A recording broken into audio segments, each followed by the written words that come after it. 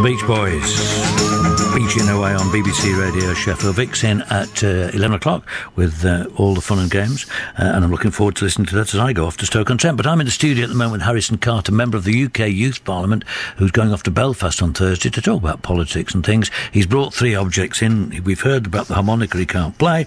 Let's hear about the science fiction book, which he can't read. No, that's not right. This is a book called Titan, by an author called Ben Bover, and it's about a civilization of men and women who go on a space station to the outskirts of the moon Titan, which is the moon of Saturn. And it's 2 of my main interests in one book. It's politics and science in one book. The science of it talks about their exploration and attempts to get onto the moon, to access the atmosphere, and their attempts to find life in the rings of Saturn. And the politics is about an election for a position called the Chief Administrator, which is like essentially the Prime Minister of the civilization. And it's about someone's obsession and hence corruption to try and be elected to that position again. So it's 2 of my main interests. And quite often science fiction is the word dystopian. It often deals with the kind of hopelessly, life's not going to be good, it's going to get worse and worse. Yeah. Does that book suggest there's any hope, or do you have any hope about the way things are going to be?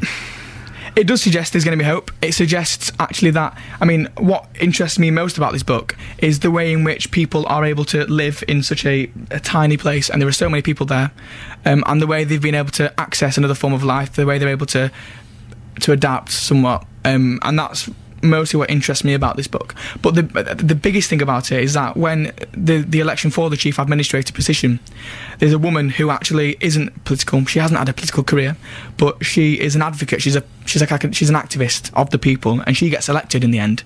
And that ability for her to access that kind of politics, you wouldn't expect it, is great. Good. And that's what interests me about the book. Hope. Thank you. The third object that you brought in is a photograph. Photograph of me and my friends. Yeah, these are... Have a look at it. Yeah. Or is it one of those pictures, Facebooky pictures? Who are these lot then? Oh, loads of friends. Oh, where are they from then? Well, these are all friends from Meadowhead School, my school when I did my GCSEs.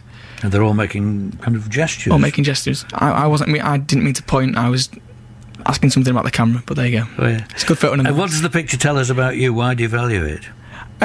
Because I think friends are very important. I think if you are quite stressed, if you're quite busy, if you're quite into your studies, into your extracurricular activities, stuff like that, I think friends are very important to just chill out and relax. What are they? Or you're out at Edale there, are you? Yes, I'm at Edale there, yeah. And they're a Spanish group? It was a group. It was a Spanish revision course. We went with a few teachers. Looks great. Having a great fun. Thank you for that one. Okay. You were at Meadowhead School. It was from there that you got elected to the... It was from there I got elected to the Youth Parliament. What's Meadowhead like? You can safely say now because you're not there anymore. Yeah, I loved it. Did you? Yeah, 5 years there was great. It was a very supportive environment for me. I became head boy there, so it gave me... I had an ability to kind of rise up and somewhat represent people at the school, and then I was able to represent people nationally at the Youth Parliament, and the experience I got was from Meadowhead. How did you feel, or maybe they didn't ask you, how did you feel about moving out of the state system, which had done so well for you, into the private education world? Because you're at Birkdale now. Yeah. Isn't the state school system good enough? To me, I moved to Birkdale. One of the main reasons I moved to Birkdale was because my option choices weren't available at most of the schools. Biology, chemistry, physics and music, which I do my A-levels in, weren't available. I would have had to take maths. That's the main reason why.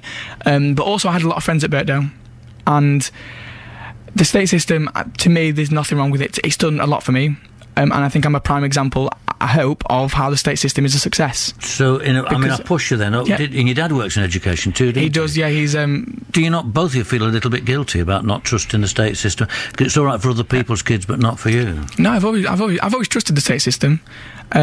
If I hadn't have trusted it, I would have thought perhaps in year 10 or 11 this is wrong for me, but it wasn't. I've got good GCSE grades, as did most of my peers. The reason why I moved to Birkdale, as I said, was because of the option choices. But also, to me, there's no real difference between the two. I can't... Isn't there? I can't physically see the difference between the two systems. The only... Isn't it that all the people there come from families that have got enough money to pay for their kids to have a private education instead of going wrong with the rest of the people at the bog stand and comprehensive? And isn't that unequal and unfair? I think that might have been the case 20 or 30 years ago. But I think now, actually, the comprehensive system is a great system of education. As I said, I wouldn't have gone into it if it wasn't. It's like being in the Youth Parliament. My mum... Oh, yeah. My heart's beating fast. Mine is too. What about your mum? We've not heard much about her. My mum is a social worker in Rotherham. She's the woman that gets me up in the morning, makes me the breakfast, which I usually deny, I usually don't want, makes me the cup of teas to get me up, pushes me to get on the train when I'm off to some meeting somewhere. So, well, you're reluctant sometimes to get out of bed then? Very reluctant, yeah, especially when I've been out. I was teasing you earlier, about the school, and your dad's been telling my people here, and they've told me that you won a scholarship to the school. Yes, yeah. Is that germane to the discussion, do you think? Is that important too? I think it is. I think... You mean they're not having to pay for you? Doing the scholarship gives off a certain amount of money from the fees. But it's for academic potential. If you're showing you're good at something, the school are willing to show that they're, willing to kind of understand that you've got some potential and that they'll support you. It's been great fun talking. Was it as good or as bad as Paul Scriven said it was going to be? I think it was better. Was it?